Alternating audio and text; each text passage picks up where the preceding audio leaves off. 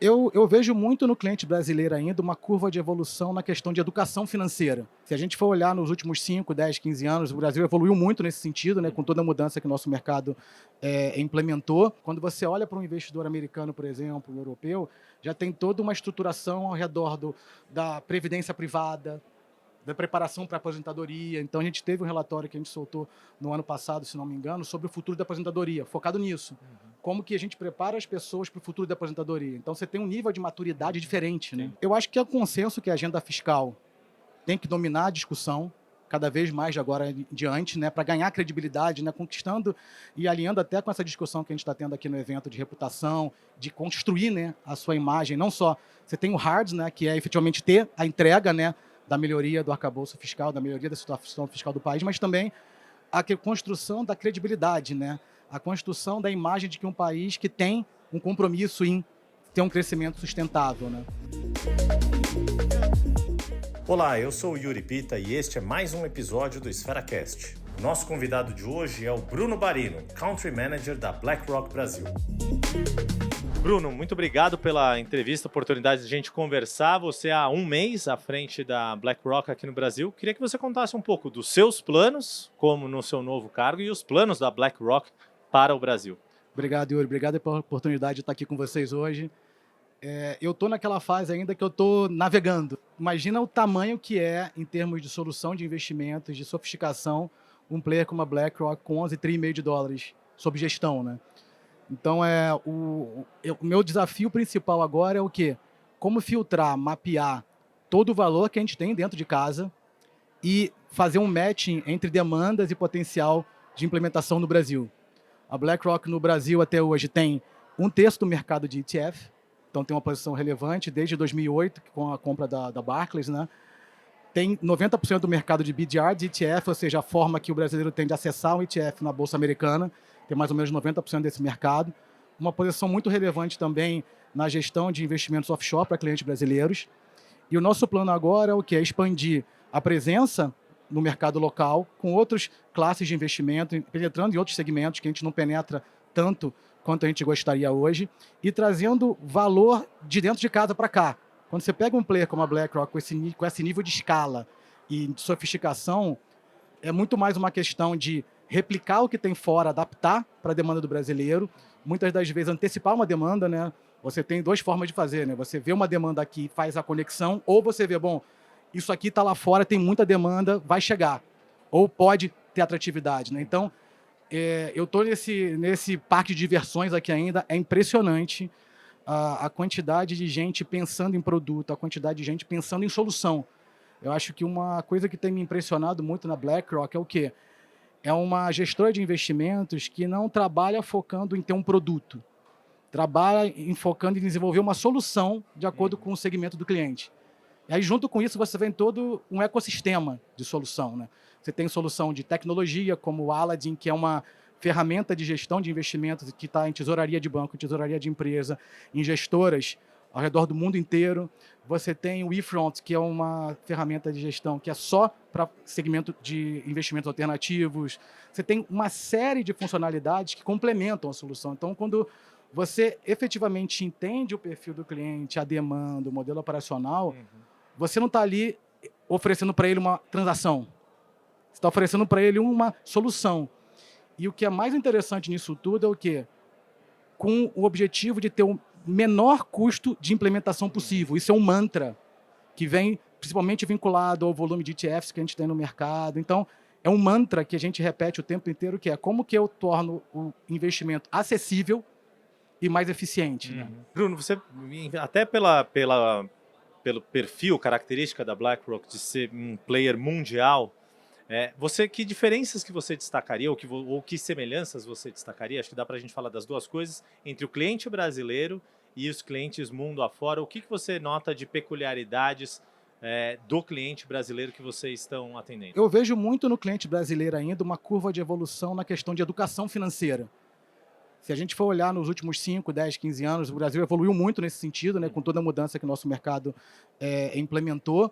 Mas quando você vê um cliente médio fora da nossa bolha do mercado financeiro americano, por exemplo, ele já tem uma cultura de investimento de longo prazo mais sólida, uma cultura de investimento em ações, mais de longo prazo, mais sólida. Isso é uma coisa que evoluiu muito no Brasil ao longo do tempo, mas que a gente não tem um espaço ainda para navegar, né? Então, acho que em termos de comportamento em relação a como que as pessoas lidam com a vida financeira delas, eu acho que ainda tem uma diferença. Quando você olha para um investidor americano, por exemplo, um europeu, já tem toda uma estruturação ao redor da previdência privada, da preparação para a aposentadoria. Então, a gente teve um relatório que a gente soltou no ano passado, se não me engano, sobre o futuro da aposentadoria, focado nisso. Como que a gente prepara as pessoas para o futuro da aposentadoria. Então, você tem um nível de maturidade diferente, né? E aqui no Brasil isso vai ser uma grande agenda, porque a gente, Exatamente. felizmente, estamos aumentando a nossa expectativa de vida. Então, isso é uma grande oportunidade também para vocês, é isso? Exatamente. Por isso que a gente investe muito em educação. A gente tem um trabalho muito grande que tem sido feito junto com a B3 de disseminar a educação financeira através de escolas, através dos professores, chegando nos alunos. A gente tem um portal educacional que a gente fez também com o Concorde para disseminar para os assessores de investimentos, para todos da associação também, educação. Então, uma das nossas missões é trazer educação, porque aí sim você consegue colaborar com o desenvolvimento, né, da população também, né? Para a gente falar um pouco de conjuntura do Brasil hoje e para os próximos anos, qual que é a visão que vocês têm? A gente tem visto muita gente falar do Brasil crescendo acima das expectativas, isso é sustentável, tem alguns riscos, uma grande discussão sobre corte de gastos no governo. Quais são os key points, aí, os pontos mais prioritários que vocês estão observando para a conjuntura? Eu acho que é o consenso que a agenda fiscal tem que dominar a discussão cada vez mais de agora em diante, né, para ganhar credibilidade, né, conquistando e alinhando até com essa discussão que a gente está tendo aqui no evento de reputação, de construir, né, a sua imagem. Não só você tem o hard, né, que é efetivamente ter a entrega, né, da melhoria do arcabouço fiscal, da melhoria da situação fiscal do país, mas também a construção da credibilidade, né, a construção da imagem de que um país que tem um compromisso em ter um crescimento sustentável, né? Agora, em paralelo com isso, uma coisa que eu vejo muito, estando dentro de um player como a BlackRock hoje, e nas minhas experiências anteriores também, é que muitas das vezes a imagem do brasileiro, o posicionamento do brasileiro em relação ao Brasil é muito mais negativo do que o do estrangeiro. O complexo de vira-lata ainda nos persegue. Exatamente, porque eu acho que tem uma combinação do estrangeiro ter uma visão mais globalizada, conseguir ter uma comparação mais realista entre diferentes economias, diferentes moedas, diferentes movimentos, né? E também uma visão, eu não consigo entender o meio complexo que existe, em vez de você promover o seu país, você promover o que você tem de bom, de positivo, e ajudar a evoluir, né? Eu acho que esse tem que ser a mentalidade, né? A gente tem que focar, obviamente, em fazer o dever de casa. Tem muita coisa para ser feita, sempre tem. Eu sempre digo, eu sempre disse em todos os meus trabalhos, né? Se a gente não tiver muito trabalho a fazer, a gente não tem trabalho, né? Concordo 100%. Então, eu acho que é meio isso, né? Então, tem muito dever de casa a ser feito, agendas diferentes, enfim, tem esse dever de casa para fazer.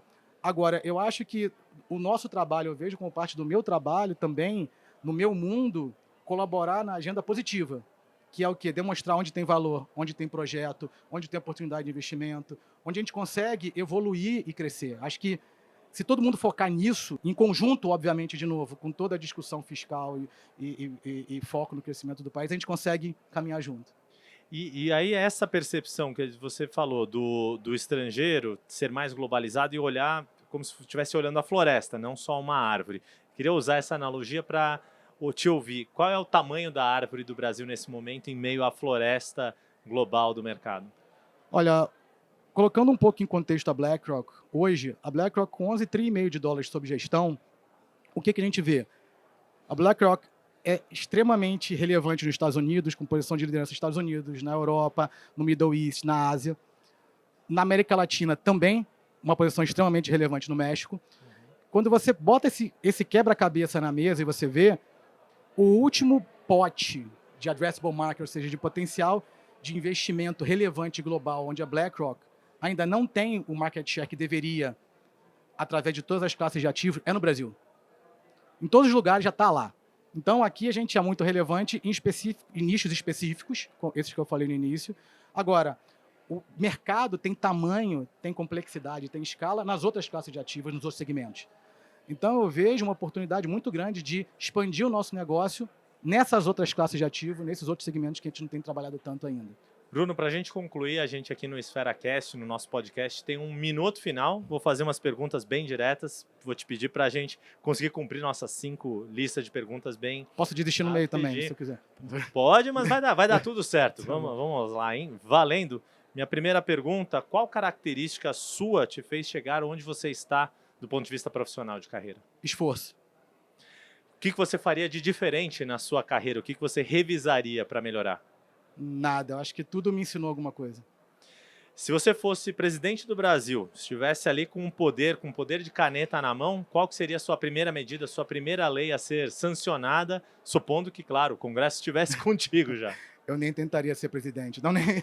Não dá, pula essa. É mais fácil lidar com... É mais fácil ficar aqui embaixo. Aqui. Tá certo. E na sua visão, qual que é o principal desafio do Brasil hoje? Seja do ponto de vista político, econômico, social, o que você vê como principal desafio do Brasil? É crescer.